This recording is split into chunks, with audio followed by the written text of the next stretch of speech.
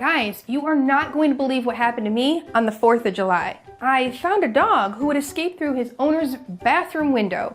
He broke through the glass and everything. And you're probably thinking, wait, what? How? Why? I know, I was thinking all the same things too when I figured it all out. So, I was eating dinner and I saw a furry flash go by.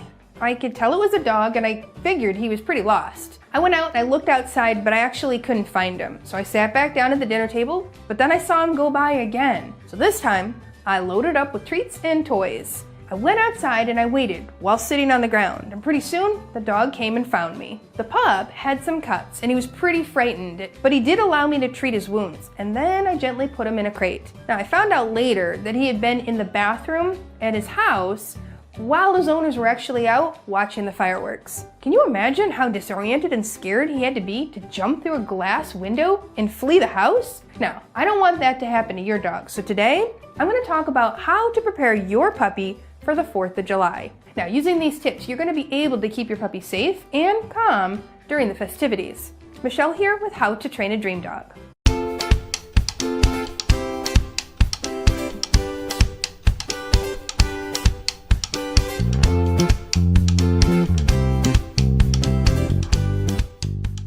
Now, you're going to love today's tips on keeping your puppy safe and comfortable on the 4th of July. You're also going to love my other videos too, so be sure to subscribe so you get notified when they go live. With the help of social media, I was able to find the dog's owner pretty quickly.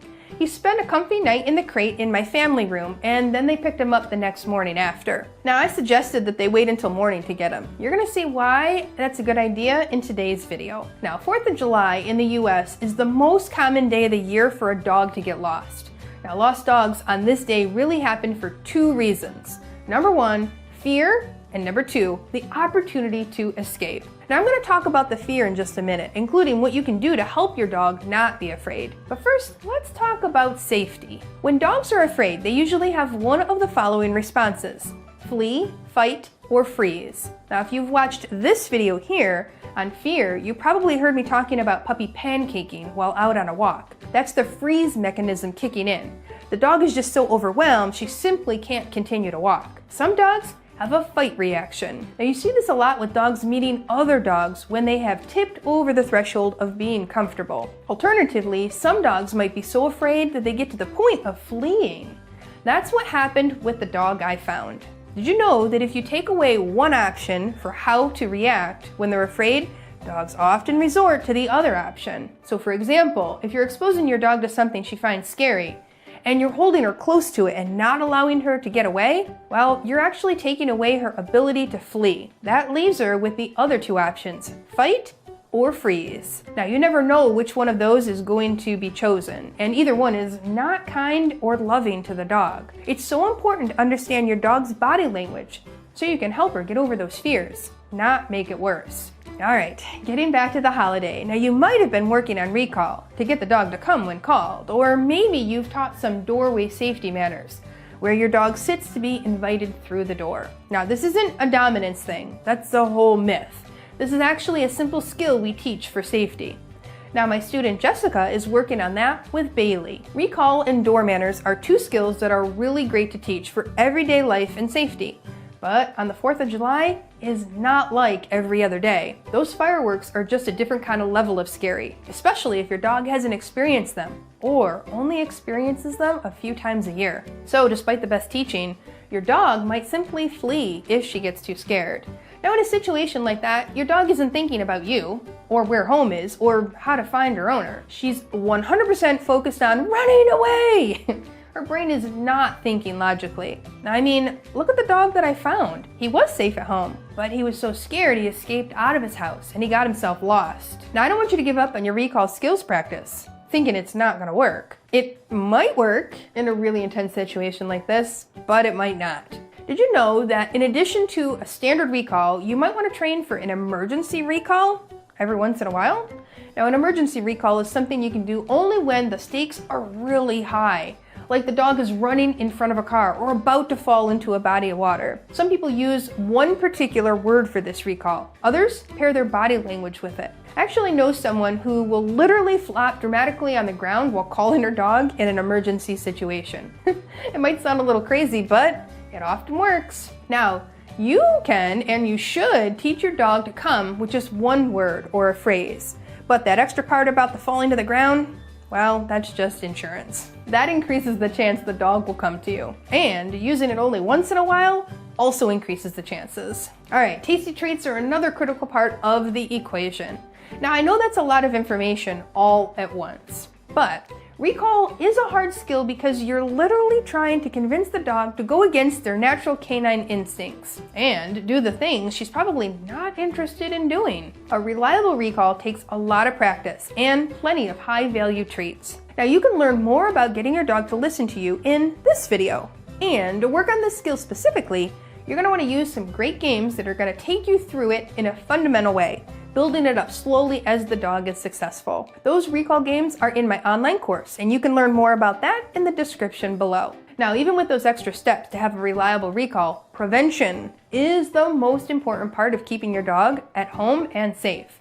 So, some things you can include: put a gate around your doorway so there's an extra barrier between your dog and getting lost. Get your dog out for a walk early in the day when it's still light out. This is going to lower the chance that she'll be outside when she hears the fireworks. Try to do a decompression walk away from the neighborhoods that might be letting off the fireworks. Get your pup out for a potty break right before dark when fireworks are about to start. That might help push the next potty break until after the fireworks are all wrapped up for the night. Now, be aware of the gatherings nearby where fireworks are. Ask your neighbors when they plan to start. This is going to tell you when it's time for your puppy to be inside for the rest of the night. Now, if you plan to be away and you have a nervous dog, see if you can have someone at your home to stay with your dog.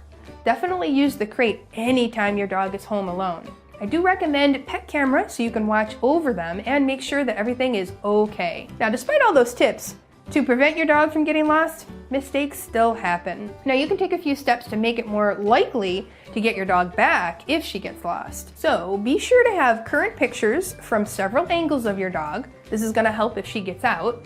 And make sure she's microchipped. And if your harness can hold a tag with your name and your phone number on it, that's going to make the return process even faster. Be aware of neighborhood social media boards and know where you might post or where to look if she goes missing. Now, in my 20 years of owning and working with thousands of dogs, I've never once had a dog get lost. Now, that may be luck, but it's really more about being prepared. Okay, let's talk about the other side of addressing this behavior: fear. Dogs are likely to try and escape when they're really frightened of the unpredictable loud noises and booms. So in addition to preventing any escaping, you can change your dog's thought about the scary things. So she might be less likely to flee because she's not scared. It's well worth your time to work through this before it's an issue on that night. Now, it's normal that dogs are scared of loud noises, like fireworks. Dogs have a really strong sense of hearing, but it's not the same as ours. They can't interpret the source of these noises as well as we can, because they simply have no context for it. Can you imagine trying to explain fireworks to a dog?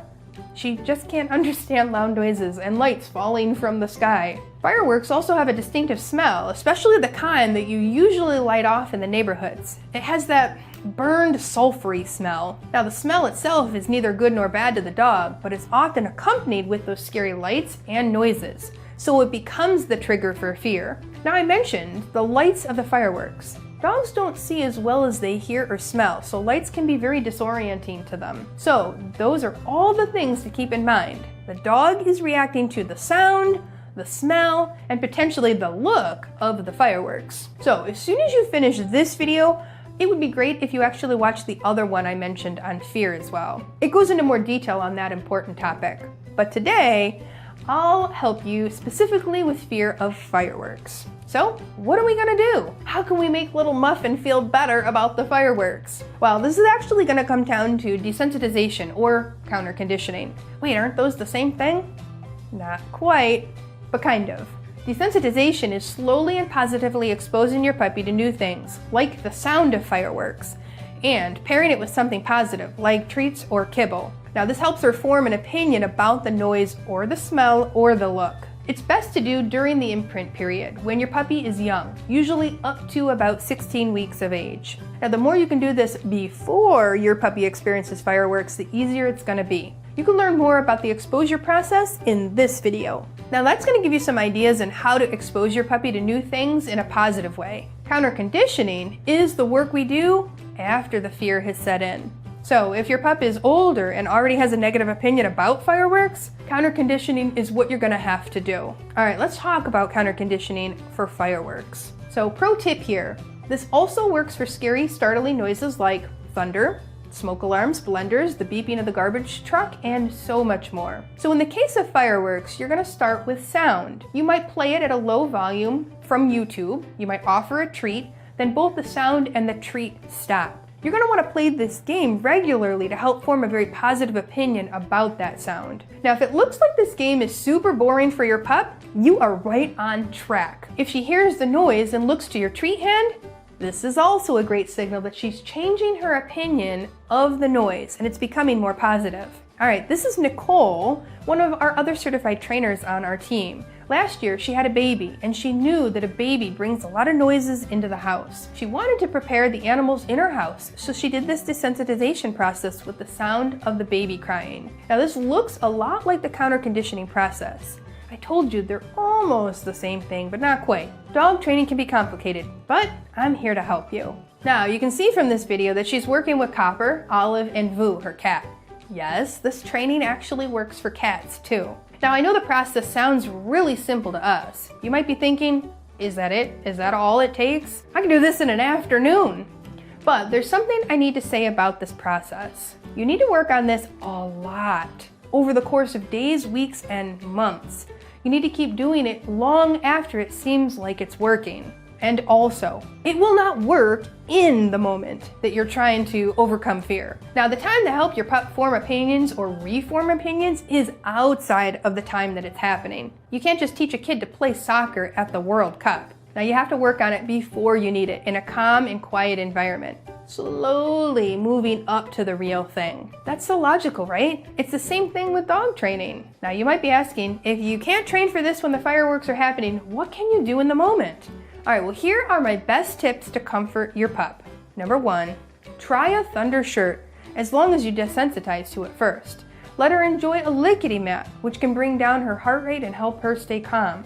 Provide some white noise to drown out the sound. Offer her an enclosed area like a closet inside or in the bathroom. Even better, if a human will hang out there with her, or she has some familiar toys or bedding in there, that'll be ideal. When I first started my education to become a certified trainer, common teaching was not to comfort a puppy during times of fear, as you could reinforce the fear. Actually, that's been proven to be incorrect. Now, you can reinforce the behavior, not an emotion. So go ahead and comfort your puppy. Then plan to work on the fear later with those techniques I mentioned. I have a few final pieces of advice regarding the 4th of July. 1, please don't take your dog to the park to watch the fireworks. Now, your dog has absolutely nothing to gain by the activity. You actually have everything to lose. Watching fireworks is a human construct. Even if your pup doesn't seem like she minds the noise, going to the park and having her sit with you among tons of other people and dogs is not relaxing. This could really backfire and create fear or sensitivity to the noise, even if she previously felt okay about it. So do her a favor.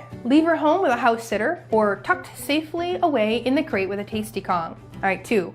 If you go out on the neighborhood walk the next morning, actually be careful of any firework remnants that could be on the ground. Now, if you have a very oral dog who likes to eat things that she finds, everything, this could be very dangerous. Now, I'm not naming names, but I'm looking at you, labs. Make sure your leave it and drop it cues are up to snuff. And be attentive and aware as you walk so you can avoid areas that have leftover fireworks. And finally, if you find a dog, like I did, don't take her outside on the night of the 4th of July to look for her owner to see if she'll lead you back home. Just keep her inside and keep her safe and start your social media networking. You can also reach out to the local rescue groups. Now, when I found that dog, they were actually able to come out to my home and scan for a microchip. Unfortunately, he didn't have one, which made his return a lot harder. And if you haven't located the lost dog's owner by the next morning, then it might be a nice time to take her on a quiet walk and see if she takes you anywhere, or if you find any posted signs that she's missing. Just remember, the dog has no idea what is happening on the 4th of July, no matter how much you try to explain it. But you know what's happening and you know what's coming. So be a kind friend to your furry BFF by helping her have a safe and comfortable holiday. Alright, in the comments below, tell me what you're going to do to help your puppy prepare for this holiday.